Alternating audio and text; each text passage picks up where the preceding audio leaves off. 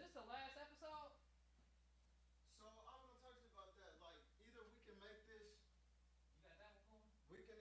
I'm plugging it up right now. We can either make this the season finale and do another season like in the spring or summer, or we can just move it to another night and move it to the YouTube only. Okay, when, like, what day do we want to? Do we need to tell them that this is the season finale, or? I mean, This ain't.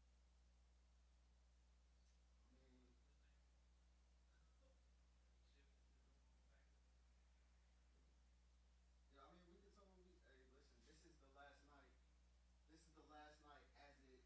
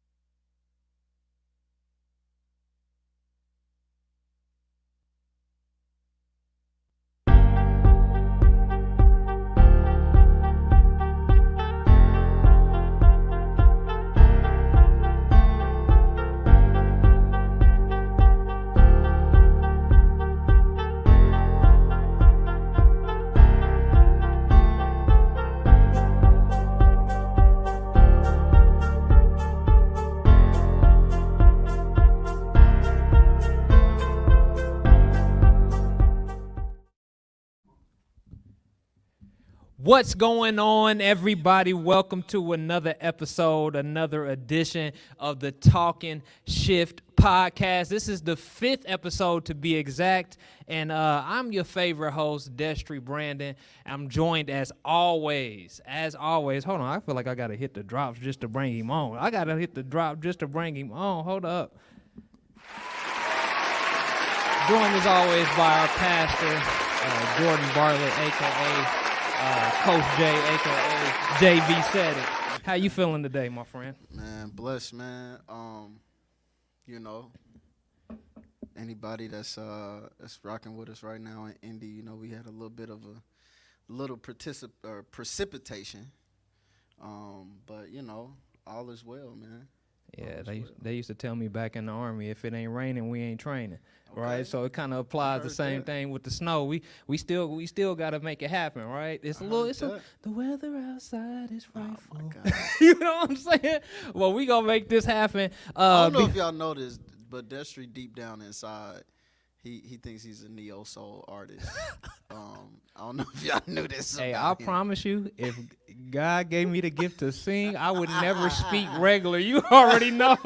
I would sing everywhere I go. Every single where I go, but God didn't give me that gift.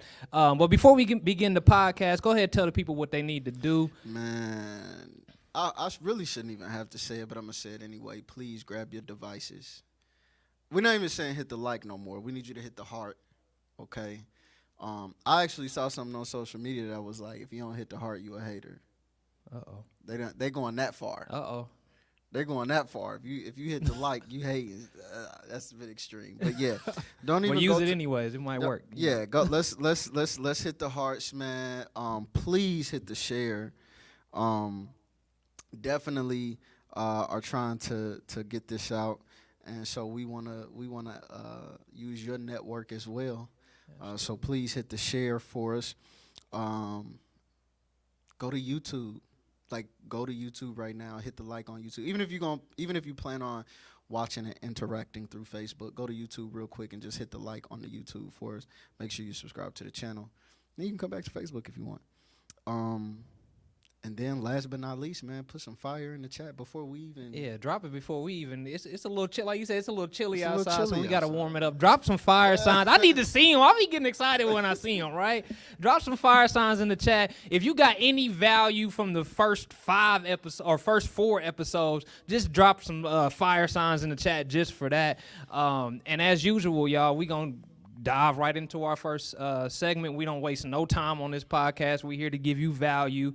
So we got straight from the pastor's desk, which makes the pastor uncomfortable every single time, right? Every single time I got one of these clips, Pastor Jay, he plugs his ears and does a little humming sound. Y'all can't see it happening. If we zoomed in on my face, right, like when that happens, y'all would be like, what is happening right now? The most uncomfortable situation you could possibly put it in. But I think it's important for us to highlight some of these moments that are happening and to learn from them. Yeah. So even though it makes you uncomfortable, it feeds the people. So we're going to go right into it. It's my sacrifice of love. Here's the clip of the night. It's a little bit long, a little bit longer than what I normally do, but I think y'all get value from this. I need y'all to understand that I don't serve fate.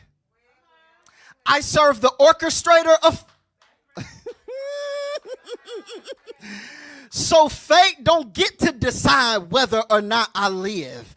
God gets to decide whether or not I live. So while you think I'm limited by the limitations of fate, have you lost your mind? We got to grow spiritually. We got to have a shift in spiritual growth, y'all. And there was a point in time where I would take a lap around the church if a preacher says something to the effect of, Satan should have took me out of here when he had the chance, but he let me get back. There was a point in time where I'd have took me a good old lap hearing something like that.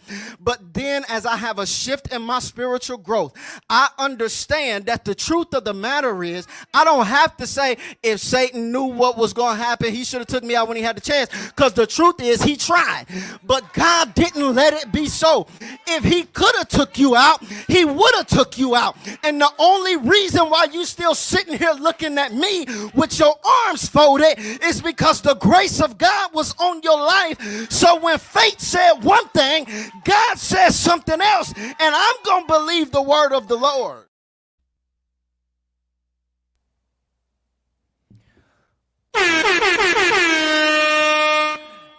So even though we just made Pastor uncomfortable, right? Man, okay, first of all, you had to be here, right? You had to be here. Like, I don't know what the online experience was last Sunday. I'm pretty sure y'all got value. I'm pretty sure y'all felt the spirit, but you had to be in the room last week. I mean, we literally saw a miracle last week. Yeah.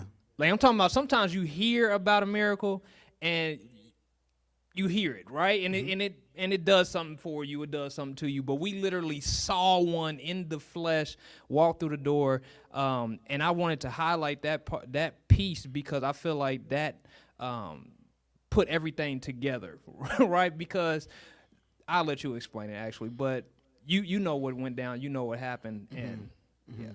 So there were actually, and I don't say this just like for the sake of saying it. Like, I mean, like in a literal sense, there were actually 2 literal miracles in the sanctuary at the same time, and that means a lot because for those of you who may be, viewing from other spaces or whatever, our congregation, our sanctuary is not that big, right? So like having 2 people that literally like should be dead. Yeah. Like in in the room at the same time on the same Sunday. Word. Yeah, like on the same Sunday. And so Elder Bacon coming in, man, like he shared his testimony. So if you didn't get to hear that, if you had to log out early last week, go back to last Sunday's message on YouTube or Facebook, and you can fast forward to the end. Maybe check out maybe the last like 20 minutes or so, 20 to 30 minutes. He shared his testimony. The other young man, he's not ready yet, right? Like, he's not ready to share it. And I don't want to share it because I believe he will be ready. Right. So I don't want to share it. I don't want to take that opportunity from him. But man, it was huge to really experience that, man. And like I said on Sunday, I was there. Yeah. You know what I mean? Like, I was there. I was one of the like less than handful of people that was able to go into the hospital room to pray over him and, things like that. And so literally everything that we heard about that process was negative, right? So, again, Elder Bacon shares some of the things. Also, everyone knows that Chief is a literal chief. He's a fire chief, and so he sees as a first responder a lot of things. And so actually one of his deputies dealt with the exact same thing. Literally the exact same thing, and was gone within like 72 hours. Wow. So, you know what I mean? It was really, to your point, Sunday was one of those you had to be here moments, man. It was, just the atmosphere in the room. It was a different type of experience, man. As far as the clip is concerned, I think that I don't know that God could have orchestrated it any better. You know what I mean? And so I know it could be the wording might be a little confusing, but I stand on it. Like, my faith is not in faith. Right. My faith is in God. You know what I'm saying? And so I think sometimes when we think of the concept of idolizing, we only look at the potential for idolizing for things that are negative, right? But there are people who idolize church, right? Like, they put church ahead of the Savior, right? We had that conversation before. Yeah. So like it doesn't have to be something negative for it to be idolized. And so I don't know. I guess the Holy Spirit just kind of led me to explain that, like, my faith is not in faith. My faith is in the God of faith. And so if you have the right tool and don't use it the right way, then it's no longer the right tool. Right. So if I'm solely dependent on faith is not going to work. I need to place my faith in the proper space, which is in God, which is in Christ, which is in the Holy Spirit. Like, I need to place my faith somewhere for it to work. So, yeah, that's pretty much it. I'm going to be honest, the thing that really made me, because we said this maybe a month or a couple months ago, right? I said the day that Elder Bacon walks back through those doors, it's going to be a special day. Now, we didn't know when he was coming. Right, for sure. But the thing that really made me emotional, like, internally, was that, like, God heard us. No, for sure. You know what I'm saying? Like, and you know what? I don't know that this has anything to do with, like, being a pastor or anything like that. But, like, from the very beginning, like, the day I got the call, by the time I got to the hospital, he had already been in surgery for maybe about 2.5 to 3 hours. But the day I got the call and I went up to the hospital, there was just a peace, man. Like, it was settled in my spirit. I'm like, this is like when they sent a messenger to Jesus about Lazarus, and he's like, Jesus' response is like, this sickness is not unto death. Like, that's what I felt. Yeah. Like, it was just something that was just like, is this serious? Yes. Yeah. Should we be in prayer? Absolutely. Yeah. Right? But, like, there was just this settling in my spirit that was just like, this isn't it. Yeah. You know what I mean? And so, to your point, like, if anybody that was here and, like, noticed my response to him walking through the door, like, I was cheesing. Yeah. You know what I'm saying? Like, it wasn't the heavy emotion for me. Right? Like, it wasn't like I was cheesing, man, like, because, you know, to see, and I have been talking to him. I text him periodically and we talk periodically, and, you know, since he's been home and everything. But it was a surprise to me, him walking in. Yeah. Right? Like, he didn't tell me he was coming. Right. But, like, it was just an excitement, man, just like you said, man, to I think this is the best way to put it, to see an answered prayer. Yeah. Like, that's different to see an answered prayer. Yeah. You know what I mean? So, yeah, it was crazy. Yeah, man. And I mean, as we go into this podcast and continuing the talk of shifting, I think that's important to highlight, like, God hears you. You know what I mean? Like, I know you got a little pushback for the video of does God hear my prayers? It was on our pastor's head, right? But like, God hears us. You know what I'm saying? Like, sometimes we worry. That was the title of my first sermon. What, God hears us? God hears you. That was the title of my very first sermon. Really? Yeah. Really. But that part, like, seeing that, because sometimes, man, we pray for ourselves. And we see God move in our own lives, but I think it's special to see it happen in a different capacity, man. That really warmed my heart that day, to see him, not just to see him, but to see him in good health too. It's like, it wasn't, he could stand, he can walk, he was, you know what I'm saying? He was, brain was functioning properly. Like, everything that was the biggest thing. Like, him being him mentally. Right. Right, because he at one point they were saying he was going to be a vegetable or something. Yeah, like, they literally they said that even if his body could somehow handle everything it was being put through, they were like, they told Sister Bacon, this is literally what they told her: don't expect to get the same version of your husband. Right. And they were talking, like, not from a physical standpoint. Like, we knew what the implications would be physically. Like, they were talking mentally, cognitively. Yeah. Right? And anybody that knows Elder Bacon, like, he's an intellectual. Like, he's a professor, literally. Like, he teaches at university. Like, he's an intellectual. So, you know what I mean? Like, that was a joy to me, right, to hear him speaking and being him, right? I'm going to throw you this curveball, too. I'm going to tell you what else was a joy to me. What was that? No, that's you're talking about me being uncomfortable. I noticed you being emotional. I could see you through the window. Oh yeah. That was so Destry's not morbid. Don't get me wrong, But Destry's just not really an emotional person. Like, he's just not. Yeah. Right? Like, it's just not really a part of his makeup. But Sunday, he really was. Oh, man, there was a couple of times where, like, if I wasn't trying to focus on doing my job here, like I'm trying to catch moments and stuff like that, which kind of brings me in and out. Like, bruh, tears was I was like I was I can right see. Like, I'm telling you, they was watering. My eyes were just sweating a little bit. You know what I'm saying? Like I said, man, like there was something happening. Yeah, and normally I'm in a zone where I wouldn't even normally notice something like that. Right. So like, for me to even be able to catch that was like huge for me, like personally. It probably didn't mean much to anybody else. I don't even know if anybody else saw it because you're behind everyone. Right. But yeah, that was something to see. Yeah. So shout out for almost crying. You know what I'm saying? Hey, drop a teardrop emoji in the chat, drop a teardrop emoji for your boy, right? Yeah. But segueing into the topic of today, right? We actually just talked about this right before the show, but tonight's theme is about shifting your decisions, right? And I was telling Pastor Jay, because he was like, okay, are we talking about mindset again? And I was like, not necessarily, because I feel like this episode is going to be very specific to somebody who needs to make a decision.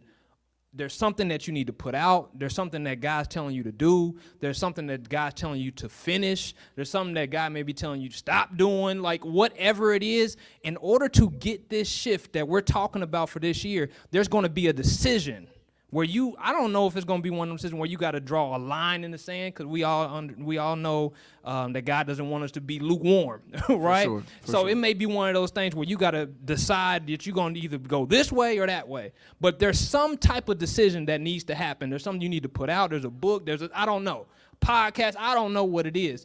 But there's somebody that needs to make that decision, right? And as I was thinking about this, because it kind of hit me like right after last episode, right? I instantly went and started thinking about the thing that really blows my mind about God, right? And it's really in the beginning of the Bible. When God created us, God also gave us the ability to make decisions for ourselves, right? He gave us autonomy. Mm-hmm. He didn't force us, even from the beginning of time, right? He didn't force us just to like worship him or to choose him. Like, he gave us the ability to make decisions. Now, with that ability also comes the ability to make the wrong decisions, right? We got Adam and Eve. There's so many different examples of decision makers, but it just blows my mind that God gave us autonomy, right? It gave us the ability to self-govern and not necessarily not force us at all. You know what I'm saying, to be a part of the kingdom or any of that type of stuff, right? So as we talk about decision making, somebody who needs to make that decision, what is like your first principle or a principle that you use in making decisions?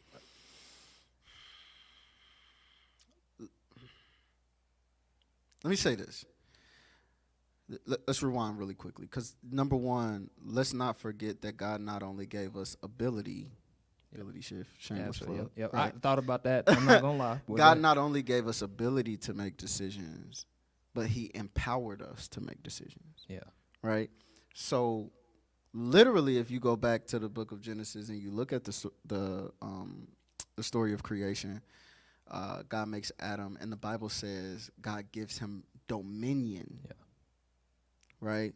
Like that is a power. That's an authority. Right? So there's that. Right? That's one thing. You not only have the ability, but you have the authority. Yeah. Right? Then you take into consideration, when you look at creation, what separates us from everything else. Like, I know scientifically they're always trying to find like these connections between, humans and other animals and whatever. Yeah. Like, what is it that separates us from everything else in creation? Our decision making. It's the ability to reason. Yeah. Right? Like, it's our decision making. It's the ability to reason and articulate. Yeah. Right? And so there's that. So there's an authority. Mm-hmm. Then there's the separation, right? So with that being said, if we're talking about the first step, it is recognizing that when you don't make, and this is something that like not only I've learned, but I'm currently learning. Because I think certain things, as you go to new levels in your life, you have to relearn the same concept before the new level, right? Yeah. So this is something that I'm currently learning. But I think the first thing is recognizing that if you don't make a decision, you are essentially offending God. Right? So you mentioned it, the Bible says God doesn't want us to be lukewarm. Like, I'd rather you be hot or cold. But we put out a video clip not too long ago that talked about the fact that if you don't maximize who you are, it's a slap in the face to who God created you to be. Yeah. Right?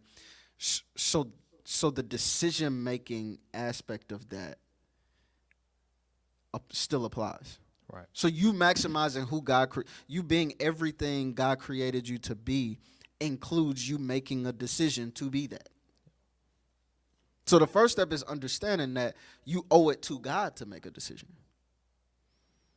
Now, do we need to have a different conversation with a non-believer? Probably. But this is the Abundant Faith Talkin Shift podcast. So the first thing is recognizing I owe it to God to make a choice. Right? If God gave me a purpose, if God gave me a destiny, if God gave me ability, if God gave me gift, talent, whatever the case may be, I owe it to him to make a decision to be everything he has created me to be. Right? Then the next step would then be, okay, God, how do I do this? Or is this the right decision? Right? Because now I need to make sure that what I want is what you want for me. Right? And right. Then, okay, once I have that confirmation, it's how do I do this? Right? And then lastly, it's put an action to it. You know what I'm saying? Like, but there is not an action that doesn't start with a decision. Right. So the very first decision that you need to make is to decide. Right? And this is important. I can't remember who, like, bruh, sometimes when you get like deep into reading and oh yeah, all of it runs together. Yeah. But somebody said this years ago, and I'm sorry, whoever you are, you don't know. We're not taking credit for it. We're acknowledging it wasn't. This is not Destry. This is somebody else, right? But they said the root word of decide, like side, right? And that means to kill, to put to rest, right? Homicide, suicide. Then you got decide, right? So decide is making a decision, is literally saying I'm going with this and I'm putting all this other stuff to rest. You see what I'm saying? I like it. Okay. So when you're making these decisions, right, I love because what Pastor Jay is really great at is giving you a system, right? A way, even if it's just a system of how to think about the issue or think about the problem, which is why I try to frame these questions the way that I frame them, right? But I love what you gave. You basically gave the what, the how, and then act, right? Make a decision, then ask God what, and then you ask how should I go about this, and then act. But you also, on top of that, you got to put all the other stuff behind you. For sure. You feel what I'm saying? Because both of us have been in like a situation where we're like in a fork in the road on whether or not we're going to go forth with what God told us to do, right? You've been in a space where starting a church, coming from a different ministry, coming from a different, I remember Faithful Ministries. I remember that, right? Yeah. On to starting a church, which is a leap. Yeah. It's a leap of faith. Like you said before, I love when you say you don't know if it was just going to be you, your wife, or your kids in this thing. And here we are. Yeah. You see what I'm saying? So somebody's listening to this right now, and they may be nudging on them, right? Feeling everything that you felt. First of all, describe the feelings that you felt before, because maybe they thinking Pastor Jay's fearless. You know what I'm saying? He's so faithful that he can't. So describe the feelings first, and let me explain this. I'm gonna try to make this quick because we got some. Absolutely. Listen, we got some special guests. We got some special guests tonight. So I'm trying to make this quick. So first and foremost, let me say this. You are right. One of my gifts is creating systems. However, that can work against me. Yeah. Because sometimes I spend so much time creating the system that I never implement the system.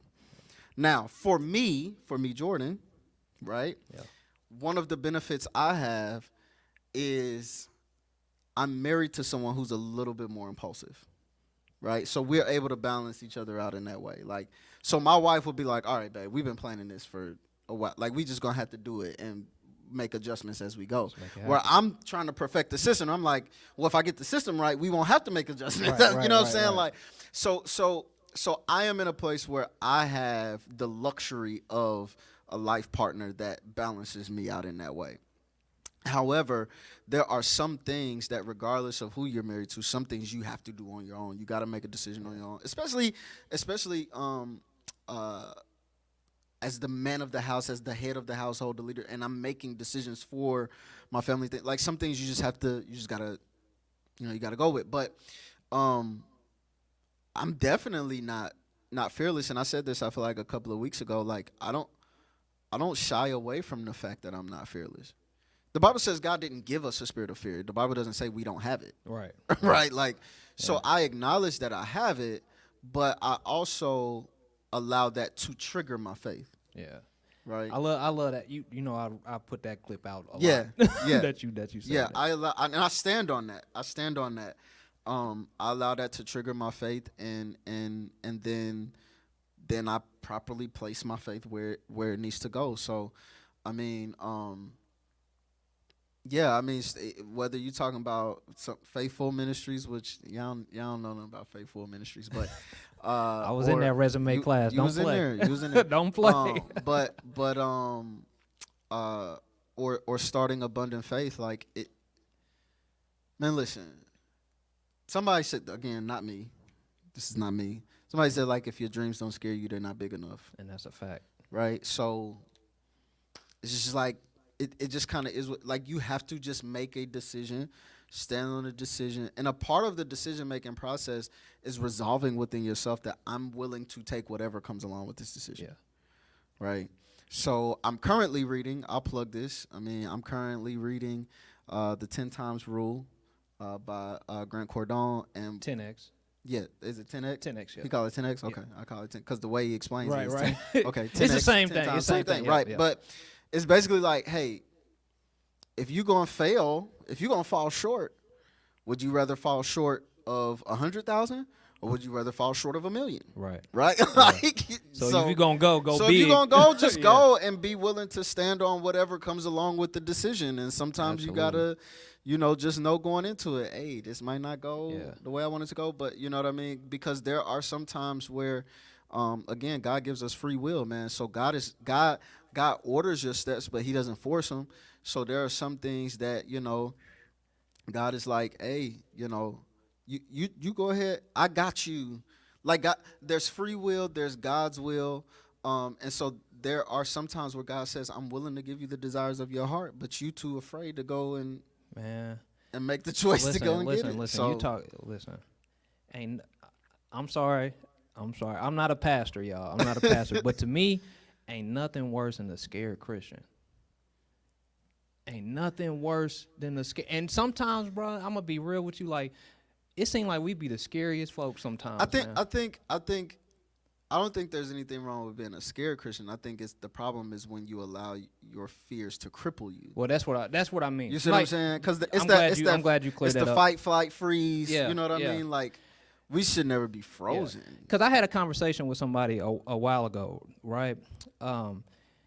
Because we were having this conversation, and the things that they were saying, we're talking about taking action on something that they should be doing, right? Mm-hmm. And the conversation came down to, well, basically, if I do this, I'm taking the chance, I'm taking the risk, right? And what if this market is saturated? That's what everybody say. The market is saturated. Or I'm like, okay, hold on. Let's draw this line in the sand. You either believe in, first I asked her, I said, you a Christian, right? Mm-hmm. And she was like, yeah, I'm a Christian. I believe. I'm a believer in Christ, and the whole spiel, right? I said, well, you can't believe in lack and abundance at the same time. Yeah. Like, that's they kind of conflict each other. Like, you're saying these things, but that kind of goes against your own faith, and you're not acting based off of falsehood.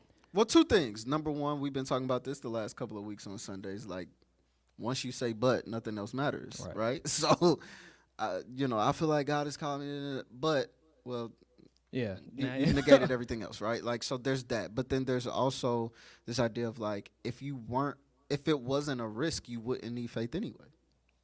Hold on, let me get my drop. Preach up. So, you know what I'm saying? So faith is the substance of things hoped for and the evidence of what is not seen.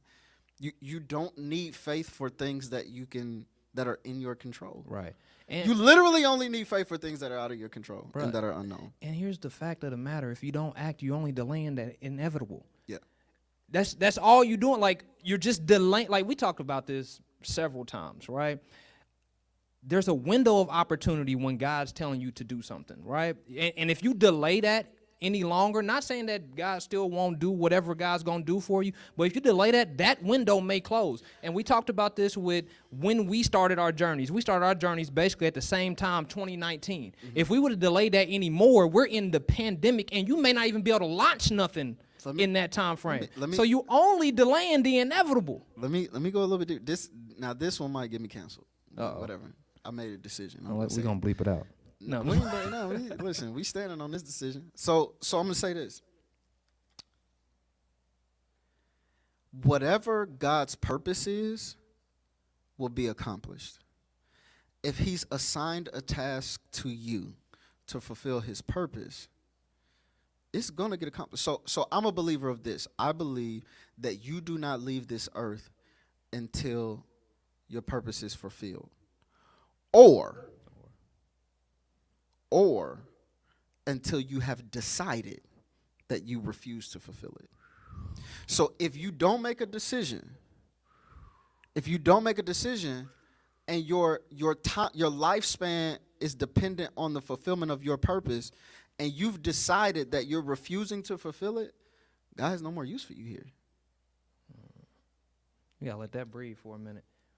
And man, listen, we about to bring on our special guest here in about 5 minutes, I promise you. But this one right here is just near and dear to my heart, right? Mm-hmm. I love what you just said. And also, you got to understand that whatever decision you make, whether that's a decision not to go for the purpose or to go for it, it affects people that you may not ever meet. Mm-hmm. Like, I looked at, bro, I started just for this. I started a devotional on decisions, right? And they were talking about Esau selling his birthright for a bowl of beans. Mm-hmm.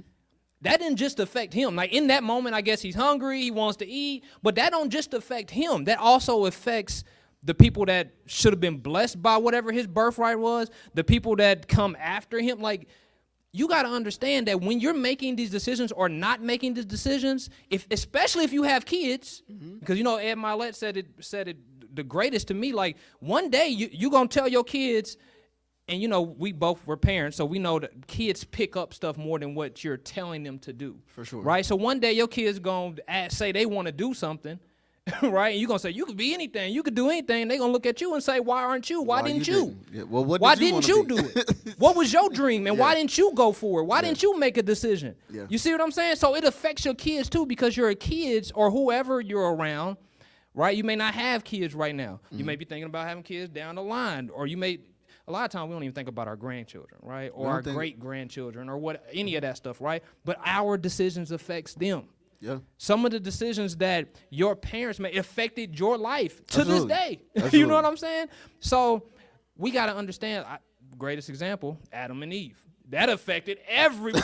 You know what I'm saying? Like one of the things that I really couldn't wrap my mind around when I was trying to come to Christ is like, why I gotta pay for Adam, right? Why Adam? Like, why he couldn't just, you know what I'm saying? Yeah. But it affects other things, and you don't even know who your purpose is tied to. Once again, this is not me. I'm just like, I might as well just find all the podcasts that I listen to and just put them on the podcast. But Jamal, I do know who said this one. Jamal King says, like, one man's obedience is tied to so many other people's purpose. For sure. Right? And we don't even know that. Like, because you made a decision to start this church, you don't even know who you've affected. Guy out in Pakistan, we talking, listen, you know what I'm saying? But even if you just consider simple things, like whoever designed this software that we're using right now. Look at that. I mean, what happens if they don't? If they don't. You know what I'm saying? So think about who could be suffering if you don't do what you're supposed to do? That podcast, that book, that story you're supposed to tell, that ministry you're supposed to start, that business, whatever it is, think about who's affected if you don't do it. Don't think only about what you're supposed to start. Also think about who you're supposed to support. Like, that matters. Like, so we've said before, like, if you on the fence, and this is not a plug for this, but I'm going to say it anyway. If you on the fence about joining Abundant Faith and God done spoke to your heart for the last 4 weeks, you're cheating this ministry of whatever it is you're bringing to it. You know what I mean? We might not even know what that is right now, but like, if you're on the fence, it's not even just applying to Abundant Faith. That's any ministry. If you're on the fence, if you're getting, value somewhere and you feel a strong pull there and you on the fence and won't make a decision, you're cheating that ministry. If you don't support a certain business, you never know what your support of them could do for their trajectory, or how maybe you go in to support and end up a partner, or, you know what I mean? Like, you just never know. It's not always just about starting something. Sometimes it's also making a decision to support. So consider that as well. Man, I'm not going to lie. I can't remember what the movie is called, but your grandmother had me watch some movie from the 1930s. It was a Christmas movie. I can't remember what it's called. It's A Wonderful Life. I think it was called It's a Wonderful Life, right? Yeah. Now, while that movie is an old movie and it's long, I was surprised by that. I thought movies back then was a lot shorter, but it wasn't, right? The special part of that is my man said, I wish I was never born. Tough. And then he had, have you seen the movie? No. Okay, so then he had a moment. I can't remember. I'm familiar with the premise. Okay, but I can't remember exactly how it happened, but then he basically got to step outside of his life and see what happens if he never existed. And he affected so many people. For sure. So many people. For sure. That he didn't even know he was connected to. Yeah. There's people watching you, right? Start the church from nothing, see build it from the ground up. That may never step here. They may never come here. Yeah. But they see, man, God, you said this on Sunday, that people will be able to see they should be able to recognize God in you. Yeah. And I just think about, like, how much faith does it really take to start it, and then not just start it, go through with it, and then when things get ugly, we're in a hotel somewhere. You know what I'm saying? Like, being at the hotel wasn't even the ugliest part. I ain't gonna lie to you. What was the ugliest? I mean, we probably hit. Well, it just depends on what perspective you look at. Like, there were quite a few low points. Yeah. We got the anniversary coming up, so I don't want to like. Okay, yeah. You know what I'm saying? Yeah, because we gonna show them what's really happening here. But if you're listening to this, please, if it's you, right, you ain't got to put yourself in the chat, but you know there's some things that you need to produce. There's some things that you need to put out into the world. There's some things that God put inside of you. There's some gifts that you're not using. Whatever those are, in this year of the shift your decisions and make a decision. Decide, which means to put other things to rest. Decide that you're going to do those things and actually put it out and forget. We get so caught up in results sometimes. Like, if I write the book, will nobody listen to it? If I start the podcast, what if they say I look goofy? You know, like, once again, when I say you're delaying the inevitable, you're going to look stupid at first. You're going to fail. Like, all these different things that we don't want to happen. It's going to happen, right? But at the end of the day, like you said, whatever God's purpose in that is going to be fulfilled. Mm-hmm. Now, we ready? We got the special guests ready. Hold up. Go ahead, give them their intro real quick. Man, listen, man. So couple of quick things, man. I met this is a couple that we're getting ready to bring on, husband and wife. I met the wife, man. I was either in 6th or 7th grade. I keep telling y'all, Pastor Jay is a nerd. We met at a summer science camp. Okay. On the Purdue campus. Uh-oh. Okay, summer science camp, Purdue campus. We met, and honestly, what really connected us, even at the science camp, she was a hooper. So we went to the rec center and, like, she hoops, and we was like. So she might have crossed you. Oh, she had game. Oh, but did she cross you? She might have. No. Did she cross you or not? No, hold on. When you come on, you gotta let us know. Listen. You gotta let us know. If she remembers, when she comes on, she can confirm or deny. I really, honestly don't remember. Okay, I mean, you hoop enough, you gonna get crossed, right? Like, I was just and this is a person, like, it wasn't like, oh, she's good for a girl. Like she's just a hooper, right? Like so, let's not get it twisted, right? So that's how we actually end up linking, and like people from all over the state were at this camp or whatever, and she was from the city, and we actually ended up knowing some mutual people. So we've been kind of like locked in. We ended up at the same high school, everything. So fast forward, um, uh, she marries a guy whom I was made aware of. This is how small Indianapolis is. He initially, he was dating one of my cousins, right? And then they broke up or whatever, and then he ends up with his now wife.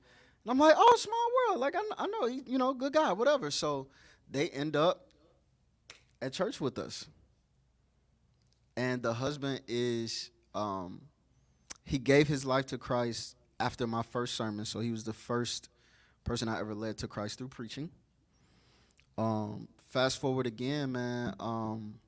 They are the hosts of our Abundant Faith Houston family. Yes, so they've opened up their home to facilitate and all of that kind of thing. And I don't know if she does it still, but she was like making breakfast for the people who came and everything because they're an hour behind us. Yeah. So we started 10, it's 9 o'clock. She was like making breakfast and stuff, getting people to come and all of this type of thing, man. And so, yeah, long intro, man, but we got long history. So without further ado, we're going to bring in the Andersons, Alan and Amanda, all the way from Houston. Yeah, let's see. Okay, hold on. Wait a minute now. Wait a minute. Boom. There we go. What's good? What's going on, y'all? How y'all feeling? Pretty good, pretty good. What's up? That's what's up, man. That's what's up, man. I love these people right here, man. Like, this is like my family for real. So I love them. Is it cold there? It's chilly. It's chilly. Okay. Yeah, it's getting there. Before we begin, the people want to know: did you cross Pastor Jay or not? I just need to know: was his ankles on the floor or not? The people want to know. They dying to know. Did you hit me with an in and out? Did you hit me with an in and out? I was gonna say when I was them Purdue summer camps, I used to have to get it on, so I definitely crossed all the boys. I had to. So yeah, hey, listen. Man, I had game. Do you hear me? Like, this is not a joke. Career was cut short through injury. I was gonna say we just confirmed that you got crossed. Hey, listen. If you are a real hooper, or ever have been, if you didn't get crossed, you didn't play. That's a fact. That's you a understand fact. me? Well, we talking about you right now. We're just talking about you. Talking about you. Getting crossed. That's all. All right. That's fine. That's fine. But thank you for joining us tonight for our talk. What we call it? Talk Your Shift segment, right? So since you are members of Abundant Faith, first of all, we appreciate y'all for opening y'all's home and allowing Abundant Faith to expand the ministry basically over states. So we appreciate y'all for that. But I want to know, what shift are you looking for in 2023? So y'all can answer that individually, or as a couple, and as a couple. Either way, however y'all want to rock with. Both of them. So I say mine is more consistent with my word, with the word, and be more disciplined as far as like keeping a plan and following it through it and pretty much executing everything versus just saying it, just reading a little bit just to say you read it a day, but like get into depth with it and pretty much get better with it, honestly. Yes, sir. For me, the biggest thing that I'm looking for shift is being more intentional, because I am like go. Like I'm always doing a lot, always helping somebody, always doing something for everybody. And it's like, I never really know where my time goes. And there's things that I want to do. There's things that I feel like, God wants me to do. And I'm like, man, God, when am I like, for real? Like, when do I sleep? When do I like take care of myself? Because that's prior to COVID. That was like one of the things that I struggle with, doing so much work and not so much feeding into myself and pouring into myself, spiritually, emotionally, physically. So that's been the biggest thing for me, is just being more intentional and slowing down and really figuring out what God wants me to focus on and shifting towards that. Listen, Okay, so I love what both of y'all said actually, and I think it's important that it's already something like that you're already thinking about, right? You like y'all knew exactly how to pinpoint what it is that you needed to shift. How did you come to those conclusions? Like, this is the thing this year that I need to shift. Mine was just always just working too much and not sticking with it and sticking through it. But I know if I stick with it and stick through it, more stuff is gonna happen and more understanding about everything that's going on. Period will start to happen versus just doing it then falling off and then like I'm gonna get to it later. But pinpoint it and going straight with it and just go and don't lose track. And even when I do lose track, hop back on it so I can keep it going. Honestly. Absolutely. For me, so he's constantly telling me that I'm doing too much, or when I start getting overwhelmed, and he can like see it, because I don't often say like I'm overwhelmed, or I don't say, man, I'm tired. I just go, I just get it done. Like, I feel like people need, like, people, I just want to help, and I got my kids and I want to do so much for them, and it's just so many things that I tend to get involved in, and people tend to, ask me to do and stuff. And so he's constantly telling me like, hey, like, this ain't okay, like, you got to chill out. Like, if you sit here thinking it's not enough hours in a day, then something gotta go. Like, and for me, it's just, I was, like I said, I was never really thinking about it. It was just kind of just, I was just doing it. And that's where I'm like, okay, if he's constantly saying it to me, and people are looking at me like, Amanda just got it. But in my head, I'm like, I don't know. Like, I do be struggling sometimes. Like, so I was like, I really need to sit down and listen and be in the moment. And it's like mainly is with her, it's like set boundaries. Because when you so accessible to everybody, then and they know I can call her and see what she's doing, even if to them it's just a small thing. But keep in mind, there's 10 other people that's doing the same thing on her end. So I'm like, hey, just cut it off. And I'm like, if they got problems, they can hit me up. I can address all that. Because but at the same time, it's like she's not gonna say no. Like her, she's not gonna say no. She gonna help because she gonna do the research about it. People will ask, hey, she'll just do the research, find everything about it, let them know, and then sweet. But it's like you gotta hold off and just worry about the household, worry about yourself, worry about your mental, worry about your physical, worry about that other than bringing everybody else stuff inside of you and then trying to help them out. couple things, three things.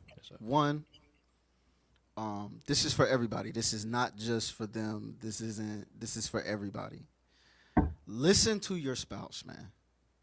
Like, listen, like your spouse is there. The Bible calls your spouse a helpmeet.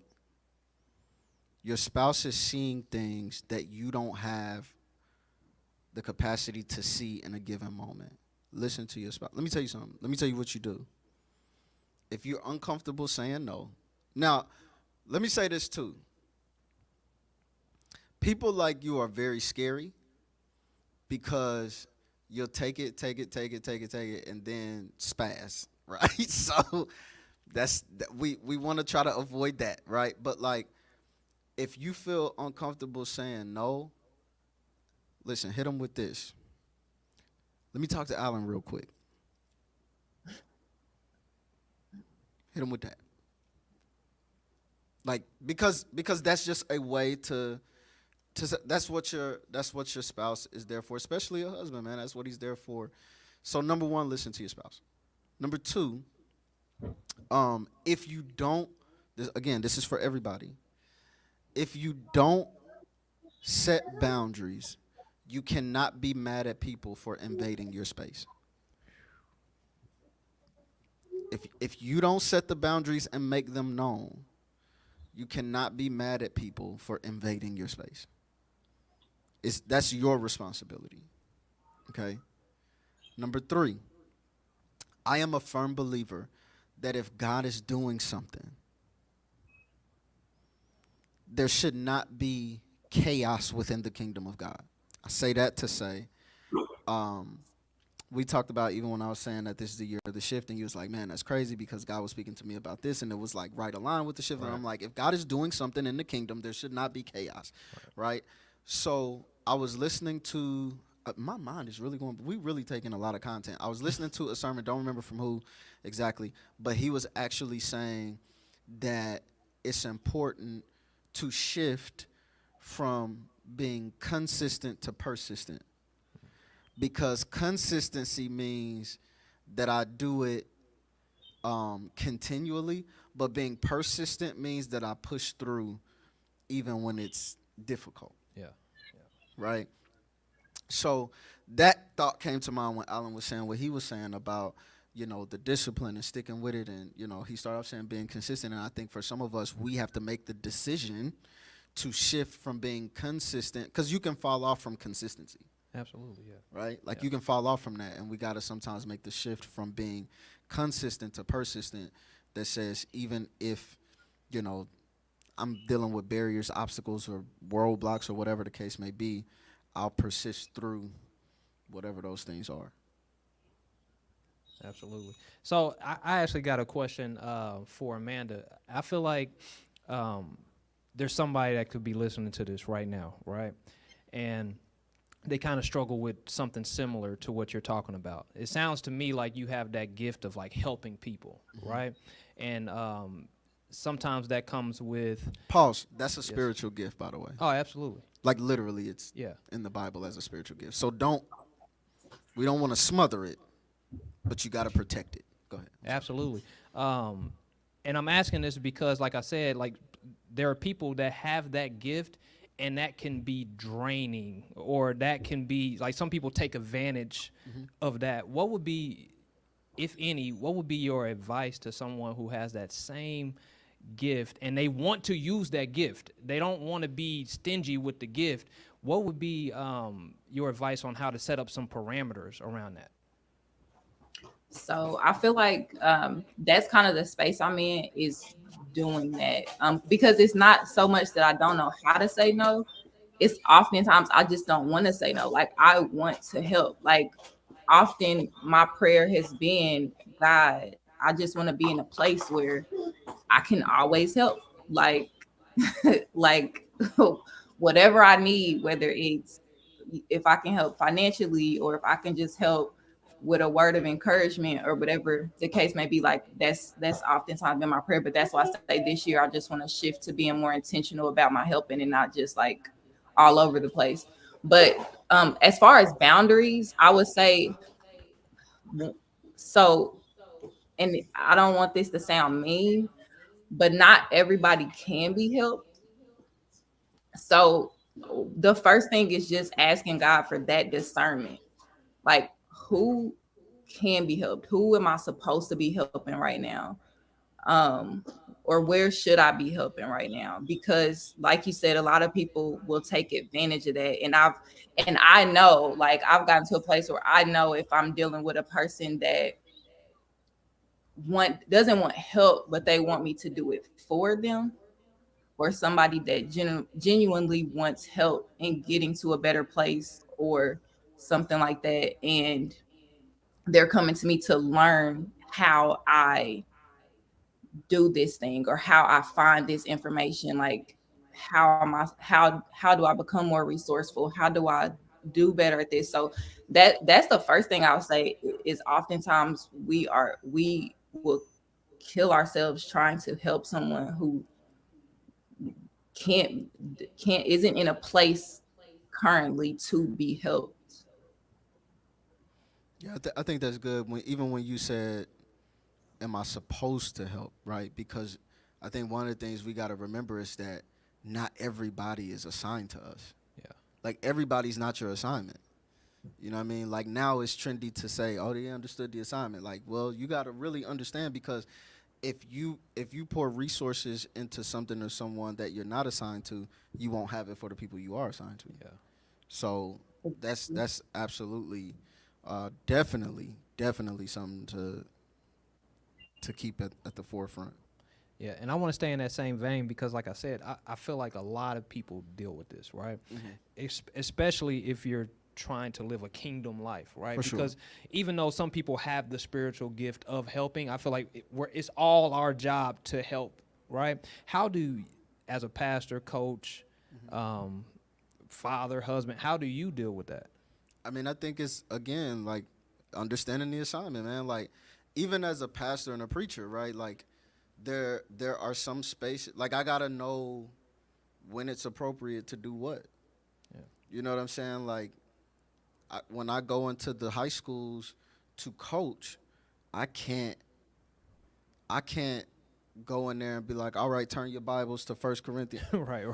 Right? Like that's not the assignment. And so I think that is really just important to understand who and what your assignments are. Like that will save a lot of confusion. So that comes back to that discernment piece that you Yeah. said. Okay, let's shift gears just a little bit, right? I want to know, since I never got to actually have this one-on-one conversation with y'all when we started the Houston campus, I want to know what made y'all make the decision to choose here. This might be worse than hearing myself talk. Okay, go ahead. Pastor J might have to lead a building for this one. I'm gonna let Alan start because I feel like, so one of the things that I've been blessed by with just the friendship with Jordan, obviously it's been growing up with him, meeting his wife, and just becoming a part of that family and everything. But I've also enjoyed seeing like Jordan and Alan kind of build that relationship too. And Alan often has a lot of things to say about that. So I'm gonna let him start. Well, I say mainly it's just Jordan's personality though. It's like I'm gonna get it done, and then it's like I'm gonna get it done by any means, and then it's like the way that he talking. It's like uh, you respect it and you understand it in the sense of he about what he talking about, and he ain't gonna give you no you ain't gonna be able to make no excuse. So it's like he gonna be on you. Like for instance, when we are our little accountability check first got in there like 4 o'clock in the morning, like far as workouts and everything. Jordan hit me up. Hey man, what you doing, man? You up? You up? He kind of like, hey man, you were at the gym.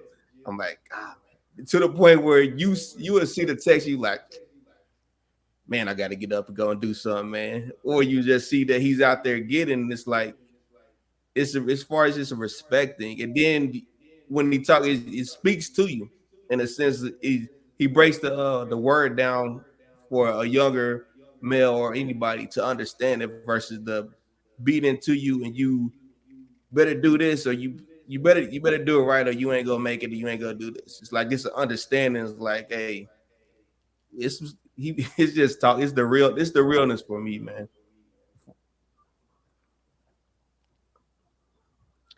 For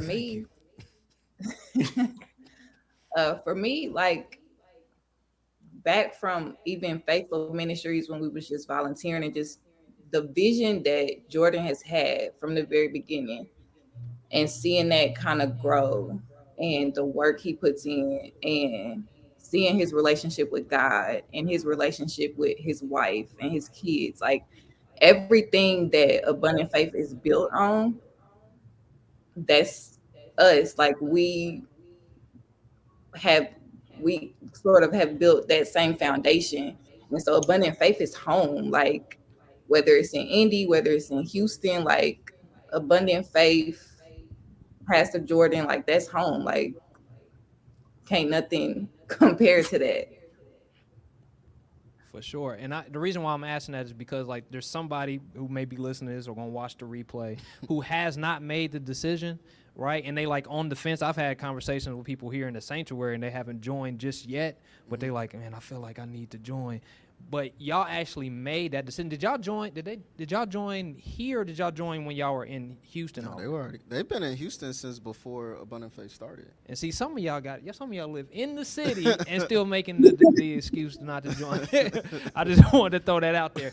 But no, I think everything that you just said actually speaks to the character of Jordan, of Lakia, of even the reasons why me and my wife chose, even though my wife is your cousin, we were at a whole nother church when we decided to come here, but we felt that from like the first time visiting, and we made that decision. And honestly, for us, man, like we've grown tremendously since we joined this ministry, and since we here, we appreciate you for everything. You know what I'm saying? We're just gonna make him totally uncomfortable today. Man, this is like I am.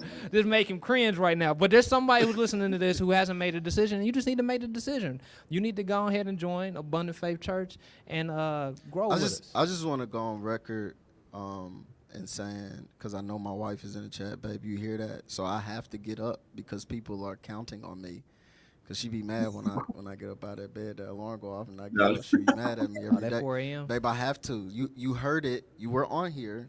Okay, I have to, because I can't hold anybody to a standard that I'm not willing to meet. So this is at this point, it's not even my fault. Like at this point, and if we really want to be real, it's really Destry's fault. Cause Alan Destry did the same thing to me. Okay. Destry was sending me Sleeping Beauty gifs. I was on his head. And all kind of stuff. Like, I'm talking about 402. My phone starts blowing up. He did the same thing to me. Okay, so this ain't even really my fault. I just want, now the world has heard that this is a part of the calling, babe. I have to do this, okay? This is a part of God's purpose for my life. Last thing before we let y'all go, that speaks to what we were just talking about before we even brought them on, right? When we talked about decision making and how one person's decision can literally have a domino effect and affects you. Then now you affecting other people. Alan, I got a question for you. How has the 4 a.m. lifestyle affected you as a man, as a husband, as a father? Because I feel like that's one of the greatest shifts, and people overlook that, right? Just because what's the difference in working out at that time and doing this time? It's not about the workout. I'm interested in what that has done for you. I ain't even been doing the 4 o'clock. I ain't even gonna hold you. Hold on.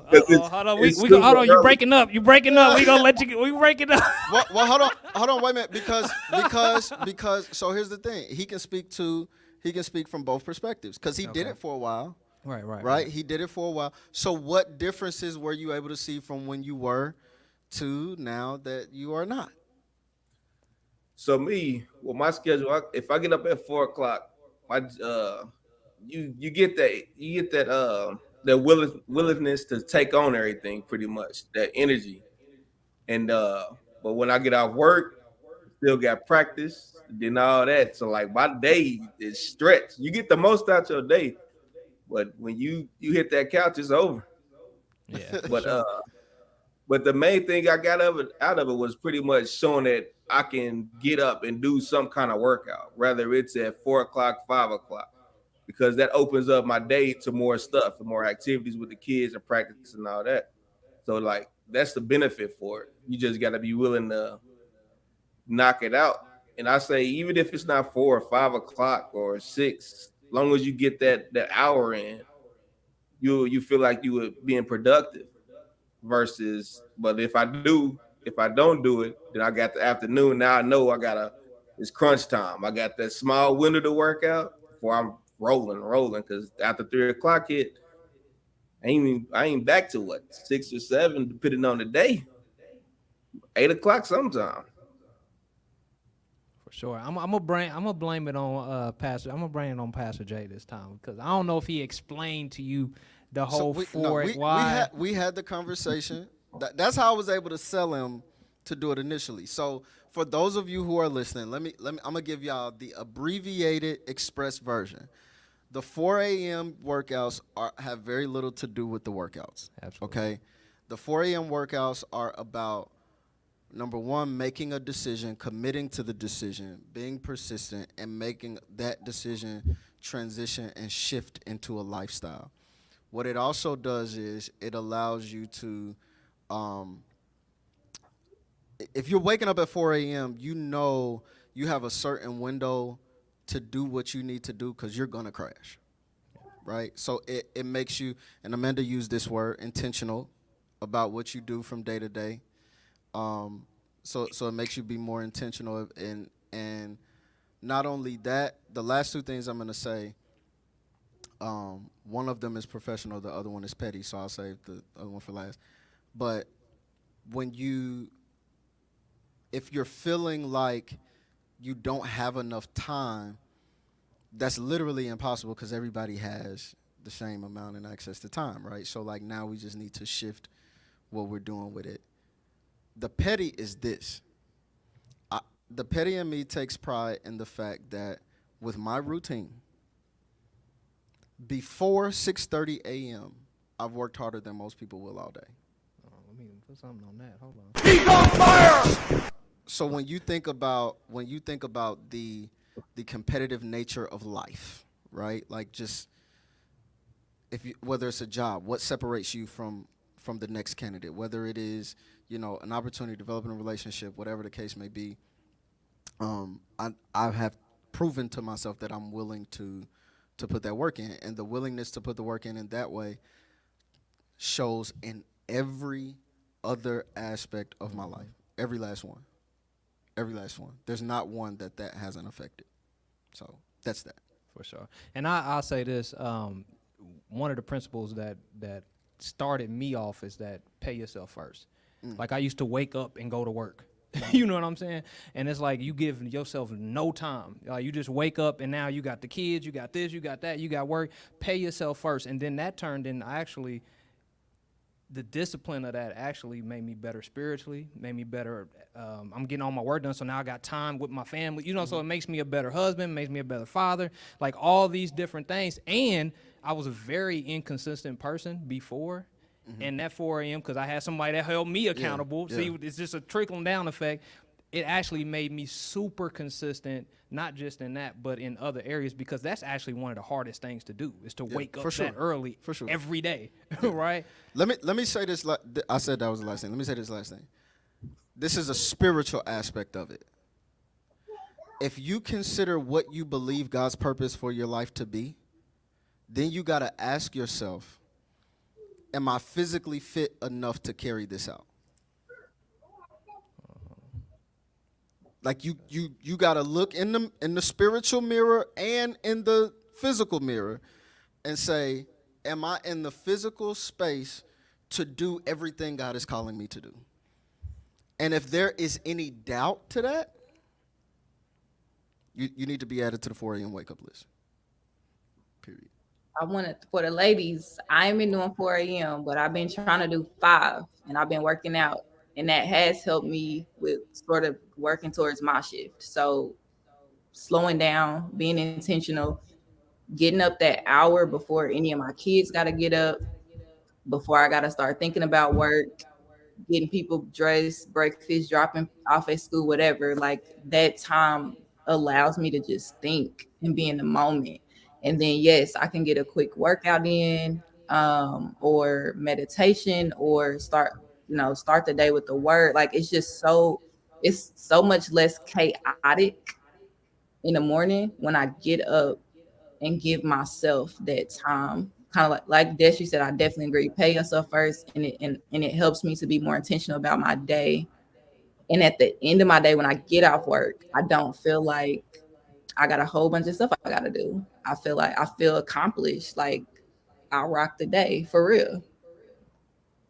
Absolutely. Listen, I love to hear it. Listen, we appreciate y'all. We appreciate y'all for opening up the Houston campus. First off, hold on, let me hit the. That ain't nothing light. We appreciate that. Right, and we also appreciate y'all for joining us for this podcast. Fire signs in the chat if y'all love this segment at all. I just need to see fire signs in the chat. I ain't seen a fire sign. Listen, we got them. What time is it there? 7:30. 7:28. Listen, it's 7:28. It's almost time to wind down. Everybody over 30, right? So it's about time to wind down. All right, so we got fire signs in the chat. Listen, y'all, we appreciate y'all for joining us. Hopefully we can get y'all on one of the next season episodes that we're gonna do. Yeah, hopefully we can get y'all back. So we're going. I'm glad you said that. I'll go ahead and put this information out there now. This is the last episode of Talking Shift as we know it. I gave y'all a heads up about some things over the last week or so. So we're gonna take a couple weeks break, a couple weeks break to get our topics together for the next season or so, and we will be shifting to another night of the week, and it will only be available on YouTube. Okay, so this is the last episode as we know it. All right, but we're not going anywhere. All right. Because I think it's very important that we keep this platform because sometimes we set a theme as a church, and by the time we get to, July, August, we off into something else. But I want us to stay focused for the year, so I still want to make space for this platform. So next week we'll be back at 7 o'clock. We'll be back with Bible study. We got to talk some money, y'all. We got to talk money. Money talks. So we got to see what it's saying and see what the Bible says about it. Absolutely. So we thank y'all for joining us. I'm going to hit the applause. For y'all. And congratulations, man. They got some star athletes over there. Football stars, track stars. I'm talking about, when I say stars, I'm talking about they got jewelry to prove it. You understand me? For real? They doing the thing out there. Basketball, track, football. It's going down. The girls is cheering. Like, it's going down. It's going down. Yeah. So tell the babies we love them, too. Tell them Uncle Jay love them. We trying to figure out. They just came in. Houston. Yeah. Love to see it. All right, you gonna bring them up? You gonna bring them on? No, bring them up the screen. Bring them okay. On the screen. All right. Well, thank y'all. We love y'all. We appreciate y'all. He want to keep y'all on. I'm gonna keep y'all on. Hey, listen. You know what I mean? People need to see what's going on. All right, we love y'all. Appreciate it. Listen, y'all, there y'all have it. Listen, we all the way out in Houston. We got Pakistan. Well, listen, we all over the place. Abundant Faith is doing big things. And like we talked about, man, you need to make the decision to be here. Yeah. Right? We tell them 3625 South Emerson Avenue. I know that address better than my own address now. Beach Grove, Indiana. We want to see you. If you can't get here for whatever reason, we have afccindy.com. You can watch directly through YouTube. You need to make sure that you're subscribed, number one. Right? That's number one. Absolutely. Right? Make that decision. That's one decision that you need to make. Make sure you just subscribe because we do have exclusive content that's going to be on our YouTube alone. I can't wait to tell y'all about the next. I ain't going to tell it, though. No, don't tell them. Don't tell them yet. But anyways, before we close out the podcast, is there anything you want to leave the people with as far as the decisions that we need to make in order to make this shift this year? Man, I'll just say you owe it to yourself and you owe it to your Creator to be everything He's created you to be. And the only way you do that is to start with a decision. You got to make a choice. There is not an action that was not first influenced by a thought. So you got to make a decision, got to make a choice to be everything God has created you to be. Yeah, and I'll just say this. As you're standing on that edge that we talked about, right, when you're making that decision and you feel fearful, you feel scared, you feel unworthy, or that you don't got the skill set or the resources to make it happen, actually get excited about those things. Get excited. Yep. When you feel that fear, get excited about that because that means that you're about to do something big, right? That's the space that God will fill. Absolutely. So that's that miracle territory that we talk about. So allow don't stop because of the fear, right? Actually embrace that fear and just move forward. Like, make that decision, move forward. I promise you that God got you. I ain't got time to get my testimony. Pastor Jay got several testimonies. Like, I promise you, If you don't listen to nothing else, hear me now. God got you. If God calls you to do it, God is going to see you through it. So just make the decision. Bars. We love y'all. Yeah, that was bars. Hold on. I feel like I got to give myself something. He's on fire! You know what I'm saying? I got to give myself something for that one. But we appreciate y'all for joining us. We'll see you next time, next episode. Not next Wednesday, because we back to the recharge on Wednesday. Yeah. Just not for this podcast, right? We about to talk some money. Listen, y'all, I'm gonna have my notepad. I like talking about money. Right? I'm gonna have my notepad ready. I'm gonna be in the house, and I hope to see you there. But don't forget, this Sunday, 10 a.m. Come join us.